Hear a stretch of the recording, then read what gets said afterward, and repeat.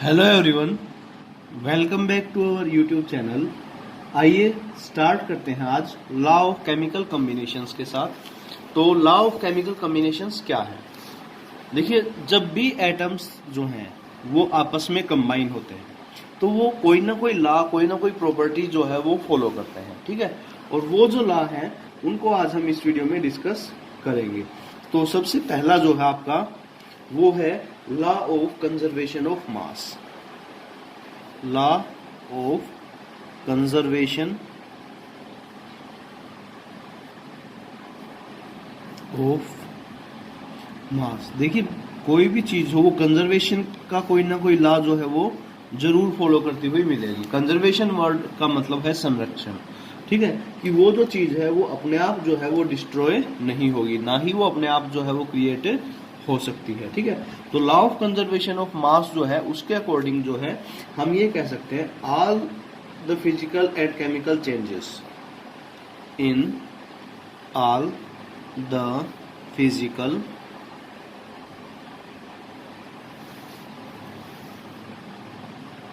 and chemical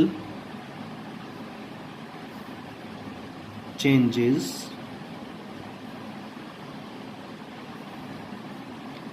the total mass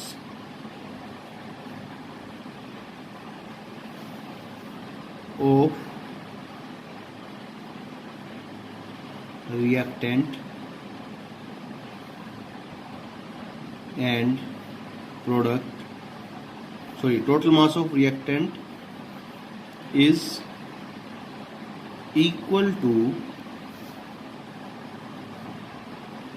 total mass of product।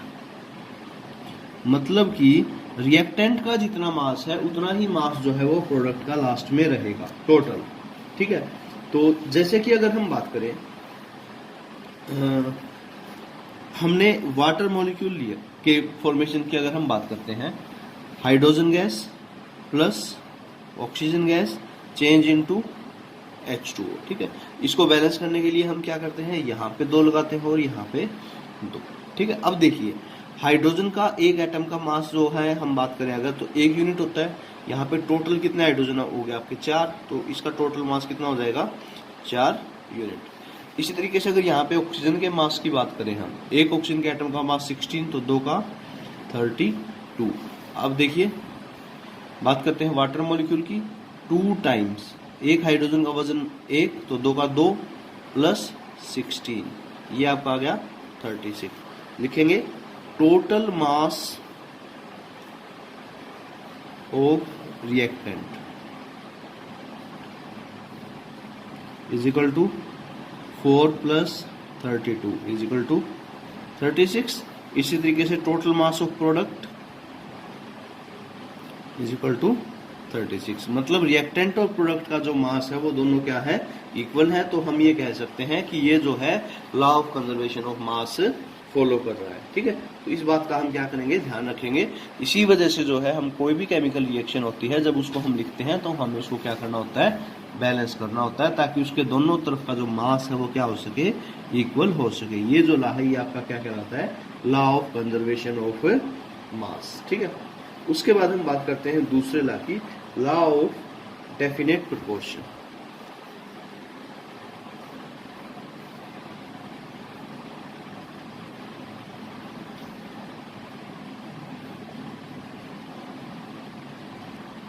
Law of definite proportion का मतलब क्या है? Definite का मतलब है फिक्स, तो इसका मतलब है कि कोई एटम्स जो हैं वो जब भी आपस में कंबाइन होंगे तो वो जो है एक फिक्स्ड डेफिनेट रेशियो जो है उसके साथ कंबाइन होंगे, ठीक है। तो लिख लेते हैं, a pure chemical substance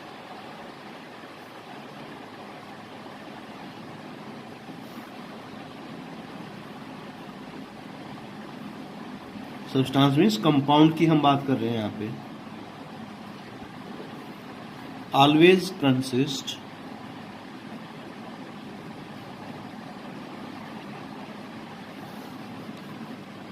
the same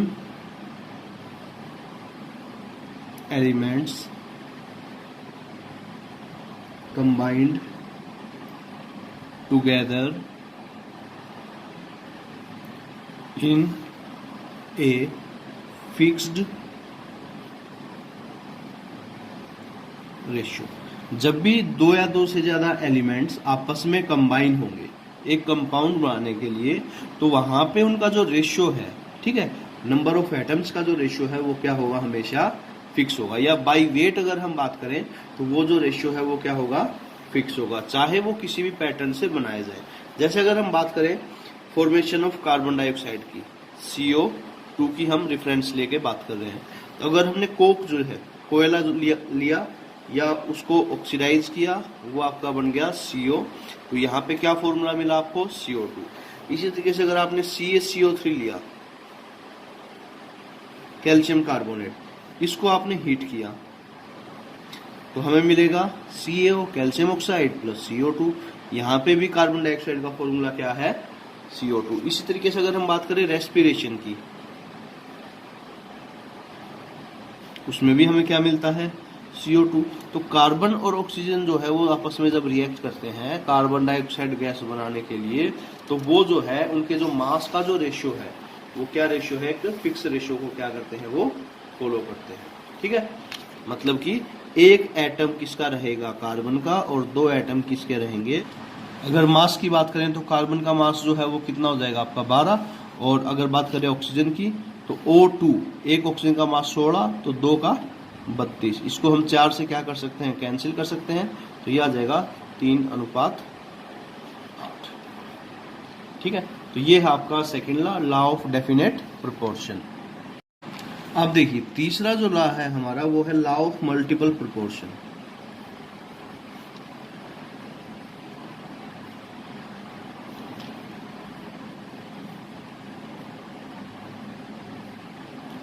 law of multiple proportion जो है वो हमें क्या बताता है कि जब भी दो या दो से ज्यादा एटम्स कंबाइन हो सकते हैं, आपस में कंबाइन होते हैं, तो वो एक से ज्यादा रेशियो में भी क्या हो सकते हैं, कंबाइन हो सकते हैं। ठीक है, देखिए if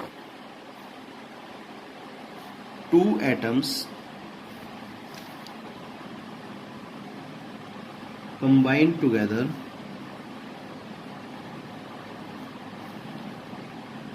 then they can combine in more than one ratio to form different compounds। देखिए अभी आप कहेंगे कि सर अभी तो आपने बोला था कि सारे एलिमेंट्स जो है, दो एलिमेंट्स आपस में कंबाइन होंगे तो वो फिक्स रेशियो में होंगे, बट अब आप कह रहे हैं कि एक से ज्यादा रेशियो में भी कंबाइन हो सकते हैं। हाँ, एक से ज्यादा रेशियो में कंबाइन हो सकते हैं, बट जो है जो प्रोडक्ट बनेगा वो क्या होगा, अलग होगा। ठीक है, यही बात जो है इम्पोर्टेंट है। जैसे कि अगर हम बात करें नाइट्रोजन और ऑक्सीजन की, एक देखिए N2O, इसमें अगर हम बात करें रेशियो की, एक नाइट्रोजन का मास 14, 2 का 28, तो 28:16। या नंबर ऑफ एटम्स की बात करें तो 2:1 में कंबाइन हुए। दूसरी अगर हम बात करें NO, ठीक है, तो यहाँ पे रेशियो होगा 14:16। रेशियो क्या होगा, 1:1। ठीक है, ये मास का रेशियो है और ये नंबर ऑफ एटम्स का रेशियो। ठीक है, अगला है आपका N2O3, तो ये आपका आ जाएगा 28:48। ठीक है, इसमें देखिए रेशियो 2:3। बट देखिए रेशियो जो है वो अलग है, तो जो प्रोडक्ट हमारा है वो भी क्या है, अलग है। इन प्रोडक्ट्स की जो केमिकल प्रॉपर्टी और जो फिजिकल प्रॉपर्टीज हैं वो भी क्या होंगी, आपस में अलग होंगी, वो भी सेम नहीं होंगी। ठीक है, तो इसलिए इसको हम क्या कहते हैं, लॉ ऑफ मल्टीपल प्रोपोर्शन। ये किसने दिया था, डाल्टन ने। कब दिया था, 1803। ठीक है, तो ये क्या कहलाता है आपका, Dalton's law of multiple proportion. उसके बाद हम बात करते हैं फोर्थ लॉ की। फोर्थ लॉ है आपका लॉ ऑफ रेसिप्रोकल प्रोपोर्शन।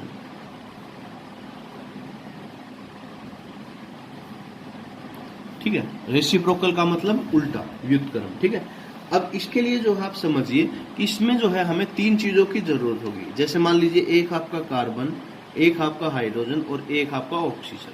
ठीक है, देखिए कार्बन और हाइड्रोजन जिस रेशियो में आपस में कंबाइन होते हैं और कंबाइन होकर आपका प्रोडक्ट बनाते हैं CH4। कार्बन और ऑक्सीजन जो है वो आपस में कंबाइन होते हैं CO2 बनाने के लिए, और हाइड्रोजन और ऑक्सीजन आपस में कंबाइन होते हैं H2O बनाने के लिए। ठीक है, अब देखिए अगर हम बात करें रेशियो के अकॉर्डिंग, ठीक है, तो CH4 के अंदर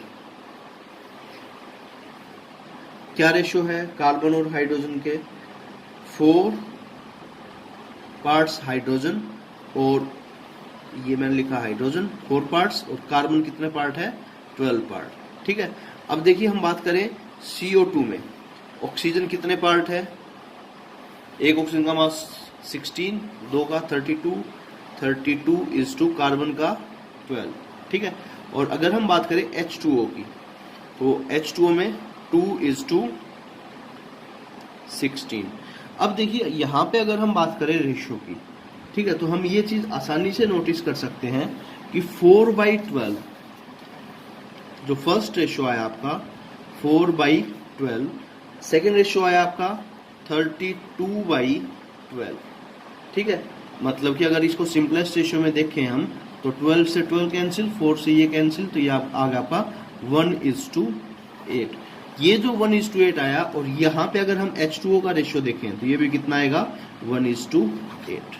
ठीक है, तो ये जो लॉ आपका ये कहलाता है आपका लॉ ऑफ रेसिप्रोकल प्रोपोर्शन। ठीक है, the ratio in which two elements combine separately with a fixed weight of third element. इसमें दो एलिमेंट्स जो है वो आपस में कंबाइन होंगे किसी तीसरे एलिमेंट के साथ, और फिर जो उनका होल नंबर का जो रेशियो आएगा, ठीक है, उनके मास के अकॉर्डिंग वो तीसरे के क्या हो जाएगा? इक्वल होगा। ठीक है, तो ये जो आपका क्या कहलाता है? लॉ ऑफ रेसिप्रोकल प्रोपोर्शन कहलाएगा। ठीक है, उसके बाद हम बात करते हैं हमारे अगले लॉ की, जो कि है आपका गेलज़ेक लॉ।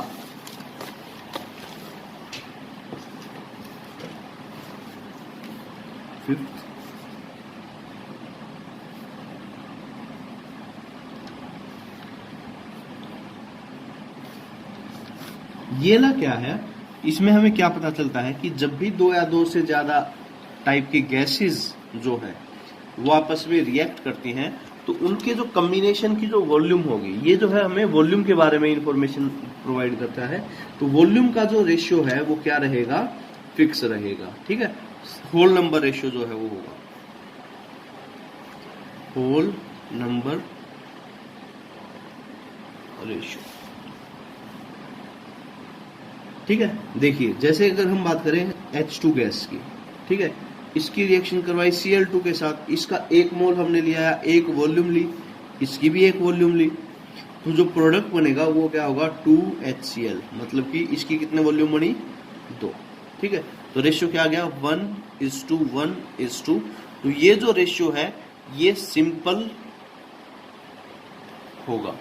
ठीक है, ये हमें बताया गया है गेलज़ेक लॉ में। इसी तरीके से एक एग्जांपल हम और डिस्कस कर लेते हैं। N2 + 3H2 change into 2NH3। ठीक है, देखिए नाइट्रोजन के कितने मोल लिए? 1, तो 1 वॉल्यूम, हाइड्रोजन की 3 वॉल्यूम, और अमोनिया की 2 वॉल्यूम, तो 2 वॉल्यूम लिखेंगे। रेशियो क्या आ जाएगा? 1:3:2।